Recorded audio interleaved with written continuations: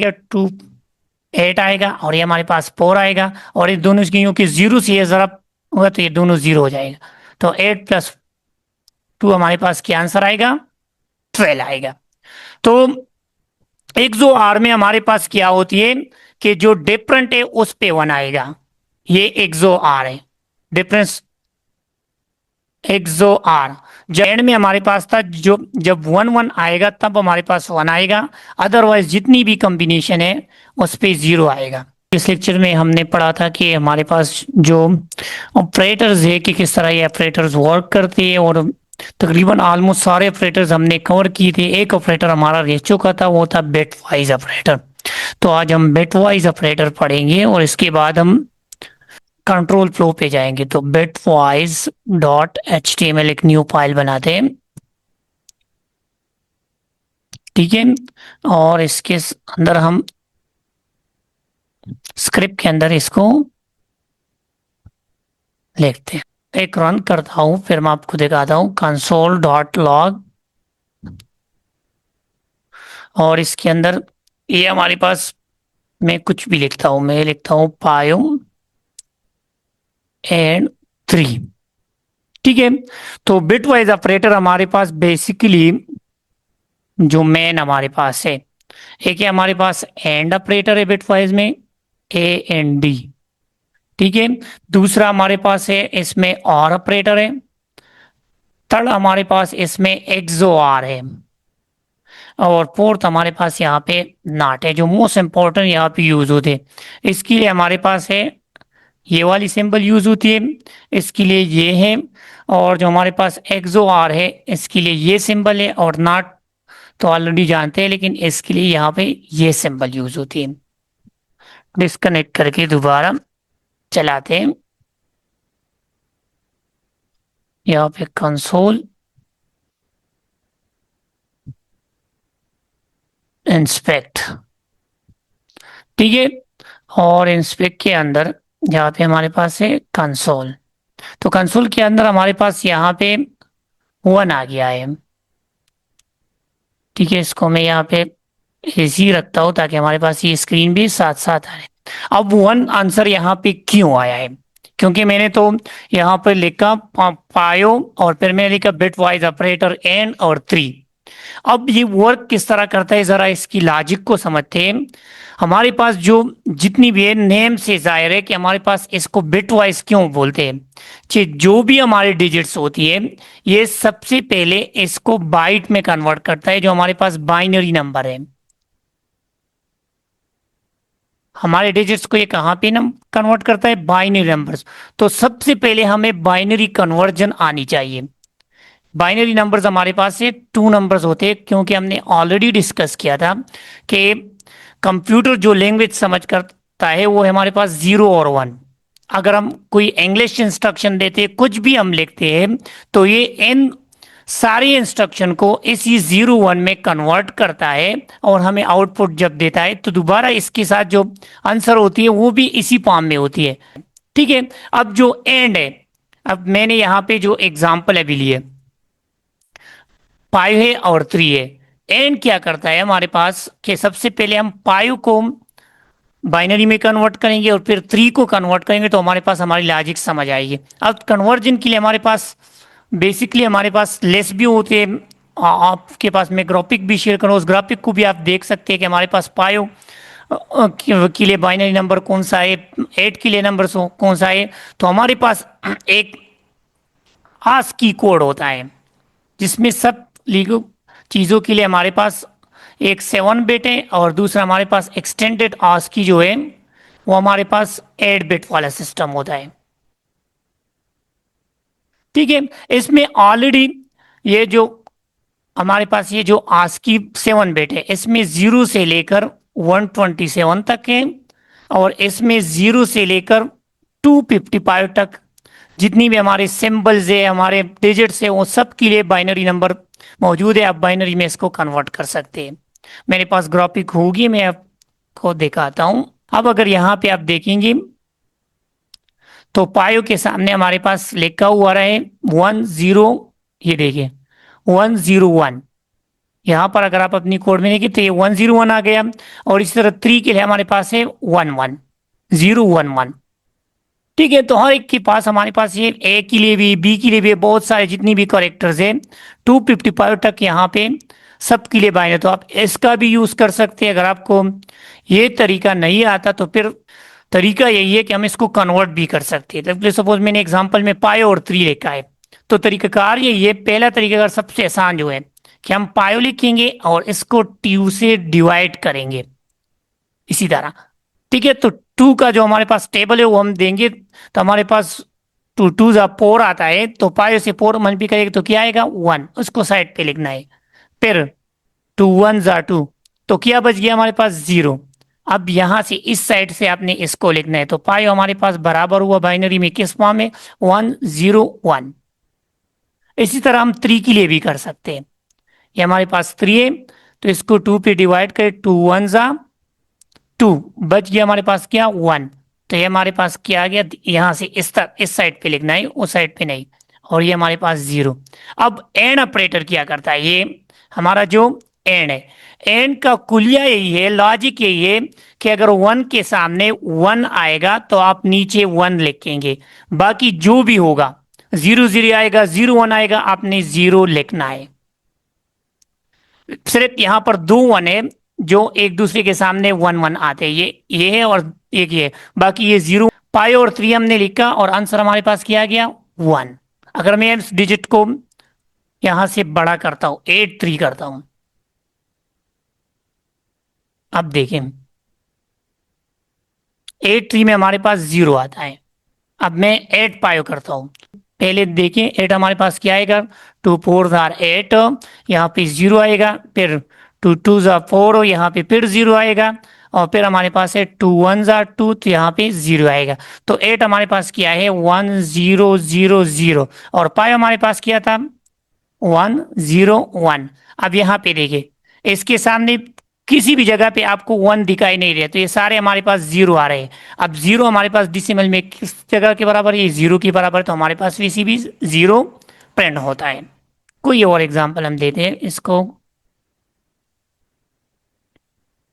यहाँ पे मैं लिखता हूं 7 और दूसरा हम लिखते हैं 3।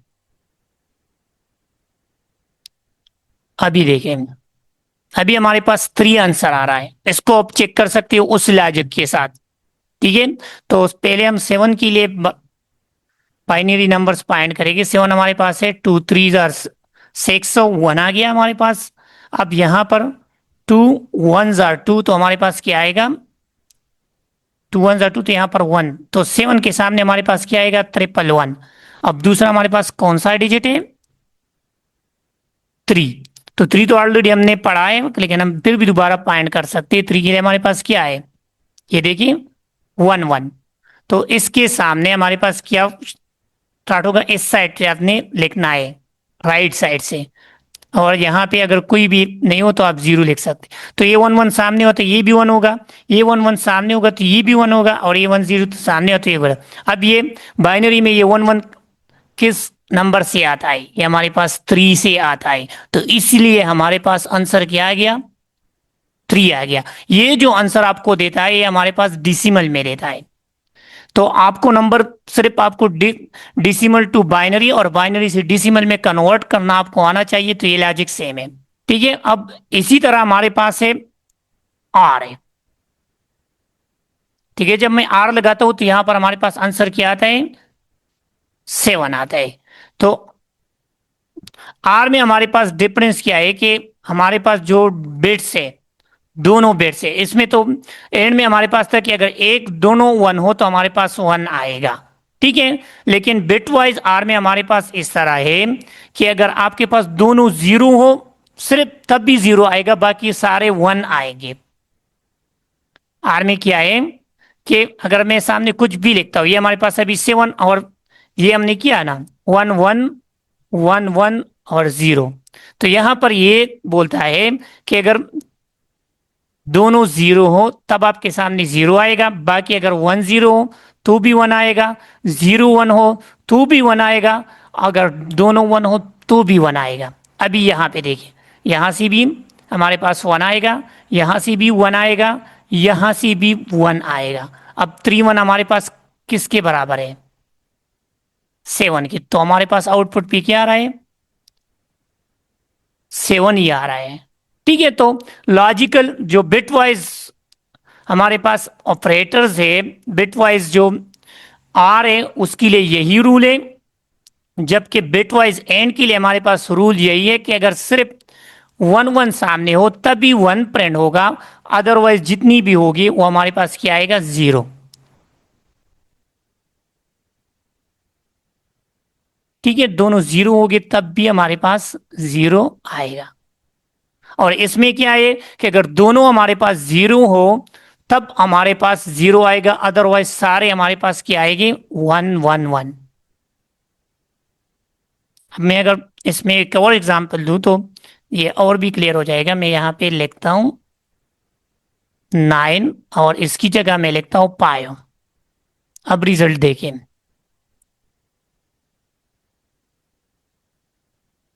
अब हमारे पास रिजल्ट क्या आ रहा है? 13। तो चेक करें 9 और पायो को चेक करें। 9 और पायो, तो 9 हमारे पास क्या है?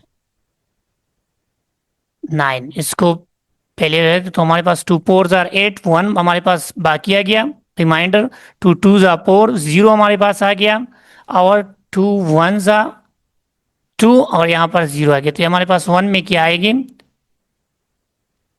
जी? 1 0 0 1। ठीक है, अब दूसरा हमारे पास क्या है? कौन सा डिजिट है? पायो। ठीक है, तो पाई को भी हम फाइंड कर सकते हैं। पाई अभी हमने पहले फाइंड किया, दोबारा हम फाइंड कर सकते हैं। 2 2 जार 4, तो ये 1 आ गया। 2 1 जार 2 और हमारे पास 0। तो यहाँ पर क्या है? 1, ये यहाँ से 1 0 1 इस साइड पे हमारे पास एक ये जो नहीं है वो उसकी जगह हम 0 लिखेंगे या क्रॉस लिखेंगे। अब आर में हमारे पास क्या है कि अगर दोनों 0 हो तब हमारे पास 0 होगा। अब यहाँ पर ये 1 1 है तो ये भी 1 आ गया, ये दोनों 0 है तो हमारे पास 0 आ गया, ये 0 1 है ये भी 1 आ गया, ये 1 0 है तो ये भी हमारे पास 1 आ गया। अब 11 0 2, इसको भी इस तरीके से हम फाइंड कर सकते हैं कि हमारे पास कौन सी डिसिमल नंबर है। तो इसका तरीकाकार यही है कि आप 2 से हर एक को ऐड करेंगे और फिर जमा कर देंगे। 2 प्लस 1 एंड 2 2। ठीक है, तो इसका तरीका सिंपल सा जो यहाँ पे हम देते हैं कि हम यहाँ से स्टार्ट करते हैं और यहाँ तक जाते हैं 0 1, हर एक 2 के ऊपर हमने पावर लगानी है। ठीक है, तो ये हमारे पास 1 और 2 दूनी 4 4 दूनी 8, ये हमारे पास 8 आ गया। 2 दूनी 4, ये हमारे पास 4 आ गया। ये 0 जब जरबते तो 0 आता है, यहाँ पर 1 एंड 2 1 आता है। तो 8 जमा 4 जमा 1, 8 जमा 4 12, 12 जमा 1, तो ये हमारे पास डिविसिमल में कौन से नंबर के बराबर है? 13 के बराबर है। तो अगर आपको ये चीजें नहीं आती कि आप कन्वर्जन किस तरह करते हैं तो डायरेक्टली मैंने आप लोगों के साथ टेबल या टेबल में देख सकते हैं कि ये नंबर जो है ये कौन सी नंबर के बराबर है, तो आपके पास आउटपुट आ जाएगा। सिर्फ आपको लॉजिक समझना है। लॉजिक क्या है कि यहाँ पर क्या है कि जो एंड है, एंड में हमारे पास लॉजिक यही है कि 1 1 के सामने सिर्फ 1 आएगा, बाकी 0 आएगा। जबकि आर जो हमारे पास है उसमें लॉजिक यही है कि जो 0 0 है सिर्फ वहां पे 0 आएगा, बाकी तमाम 1 आएगा। इसलिए इस बिट वाइज को मैंने एक ही क्लास में रख दिया। थोड़ा सा कंफ्यूजन है, लेकिन अगर आप प्रैक्टिस करेंगे आपको इसमें सिर्फ बाइनरी कन्वर्जन आपको आना चाहिए। अगर आप बाइनरी से डिसिमल और डिसिमल से बाइनरी कर सकते तो फिर इसमें कोई इशू नहीं है। दोनों सिंपल से लॉजिक है। एक है हमारे पास यही कि आपके पास 1 1 आएंगे तो 1 आएगा, दूसरे में हमारे पास है कि आपके पास 0 0 आएंगे तब भी 0 आएगा, बाकी सारे 1 आएंगे। तो इसमें एक और है हमारे पास बिट वाइज एक्सओआर, एक्सओआर। ठीक है, तो एक्सओआर में हमारे पास क्या है कि जब दोनों डिफरेंट हो तभी 1 आएगा, अदरवाइज हमारे पास 0 आएगा। मैं एक्सओआर को करता हूं। अब मैं इस 9 पाई को यहां पे करता हूं एक्सओआर की मदद से, तो हमारे पास वैल्यू 12 आती है अभी। अब ये कैसे आती है ये भी जरा आप लोग समझे। इसमें हमारे पास क्या होता है कि लेट्स सपोज हमारे पास दो डिजिट्स हैं। ठीक है, अगर दोनों 1 हो, ठीक है, एक 0 1 हो या 1 0 हो, तो और एक हमारे पास है 0 0, ये 4 पॉसिबल कॉम्बिनेशन है हमारे पास बिट्स की। ठीक है, तो अगर दोनों डिफरेंट हो तो हमारे पास 1 आएगा, अदरवाइज हमारे पास क्या आएगा, 0। सिंपल। ये जो डिफरेंट है इसको हमने 1 लगाना रिजल्ट में, बाकी हमारे पास है 0। तो अब यहां पे मैंने एग्जांपल में हमने कौन से नंबर दिए, एक हमारे पास 9 है, दूसरा हमारे पास 5 है। तो अब इसकी रिजल्ट को चेक करते हैं। एक हमारे पास 9, दूसरा हमारे पास 5। तो 9 हमारे पास क्या है, 2 4 जार 8, 1 आ गया, 2 2 जार 4, 0 आ गया, और 2 1 जार 2, 0 आ गया। तो यहाँ पर ये हमारे पास 1 0 0 1, और 5 हमारे पास 2 2 जार 4, 1, 2 1 जार 2, 0। तो ये हमारे पास 1 0 1, यहाँ पे भी कुछ नहीं है तो 0 आपके पास आएगी। अब ये देखिए, जो हमारे पास डिफरेंस है, ये दोनों डिफरेंस है ना, तो इसको 1 आ गया, बाकी हमारे जितनी भी है इसको 0 आएगा।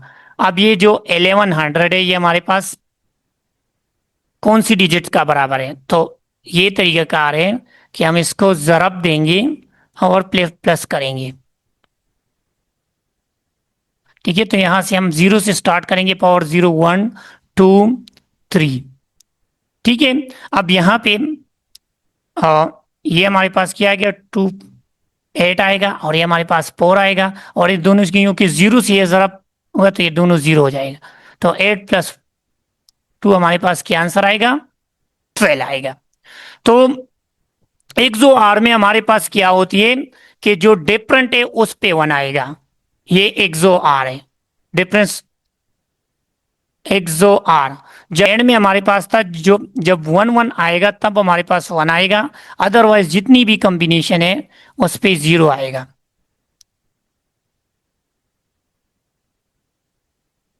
ठीक है, और यहां पे हमने क्या बोला कि जो हमारे पास 0 0 है वहां पे हमारे पास 0 आएगा, बाकी जितनी भी कॉम्बिनेशन है वहां पे 1 आएगी।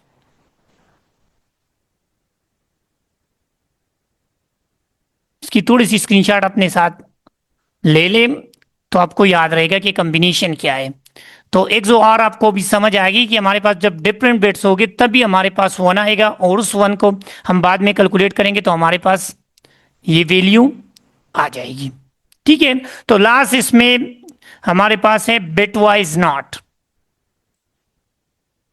उसको भी क्लियर करते हैं। बिटवाइज नॉट, अब नॉट हमारे पास सिर्फ 2 बिट्स पे काम करती है, 0 1, एक ही ऑपरेटर को हमने यूज करना है और उस पे करते हैं। वो क्या करता है कि 0 को 1 में कन्वर्ट करता है और 1 को हमारे पास 0 में कन्वर्ट करता है, और उसके लिए हमारे पास ये साइन यूज होती है। ठीक है, तो अगर लेट्स सपोज मेरे पास पेप्टीन है, मैं आपको पाई, लेट्स सपोज पाई है, पाई के सामने मैं ये लगाता हूँ तो हमारे पास 2 2 ज़ा 4, 1 आ गया, तो हमारे पास ये 2 1 ज़ा 2, यहाँ पे ये हमारे पास क्या आ गया, 1 0 1। अब जब अब हम नॉट लगाते हैं, ठीक है, तो नॉट क्या करता है, ये 1 हमारे पास 0 हो जाएगा, ये 0 हमारे पास 1 आएगा, और ये 1 हमारे पास ये आएगा। हम इसको किस तरह एक्सप्लेन करते हैं, लागअप हम करते हैं, और मैं पायो लिखता हूं, ठीक है, माइनस माइनस पायो -6। यहाँ पे चीजों को समझिए, कुछ इस तरह वर्क होता है कि हमारे पास जो नॉट है ये इन्वर्टर के तौर पर काम करता है, कि हमारे पास चीजों को इन्वर्ट करता है। ये 1 0 1 हमारे पास पाए है, ठीक है, लेकिन ये यहाँ पर 1 2 3 3 बिट्स वाले सिस्टम है। अब आपका जो डॉक्यूमेंट्स है, यहाँ पर डॉक्यूमेंट्स हमारे पास कौन सी, कितने बिट्स का है, 8 बिट्स का है। क्या है हमारे पास, 8 बिट्स का सिस्टम है। ठीक है, तो ये क्या करता है हमारे पास कि ये जो हमारे पास है ये 3 बिट्स है, तो इसके साथ यहाँ पे 5 0 लगते हैं, और 1 2 3 4 5, तो जो भी नंबर हमारा होगा वो हमारे पास 8 बिट्स में होगा।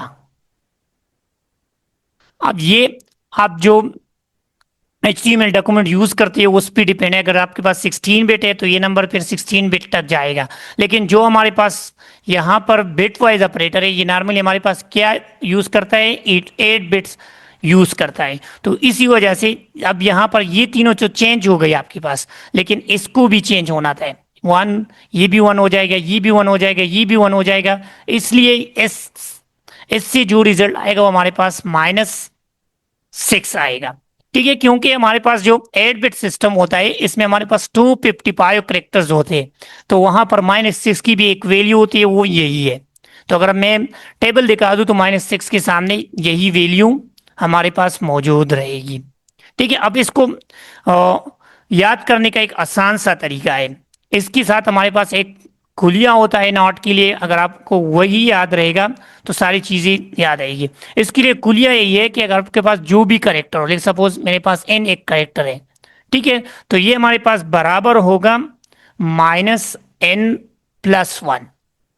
ठीक है, अब इस कुलिये के अंदर आपको बिट्स कन्वर्जन की जरूरत ही नहीं है, बस आप सिंपल ये कुलिया याद रखें, आपके पास सामने वाला जो हमारे पास डिजिट्स है वो आपको याद आ जाएगा। मैं सपोज करता हूँ मेरे पास 7 है, ठीक है, तो यहाँ पर ये 7 हमारे पास आ गया माइनस, और यहाँ पर 7+1।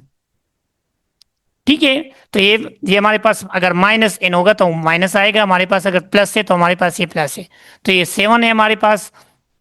अब ऊपर हमारे पास क्या है, 8, तो 7 से हमारे पास क्या आएगा, -8 आएगा। अगर आपके पास पाई हो तो एक बढ़ा देंगे और माइनस लगाएंगे, हमारे पास आंसर आएगा। अगर आपके पास 9 है तो यहाँ पर क्या आएगा, -10। अगर आपके पास 16 है तो आंसर में क्या आएगा, माइनस लगाएंगे और एक बढ़ाएंगे, 17 आएगा।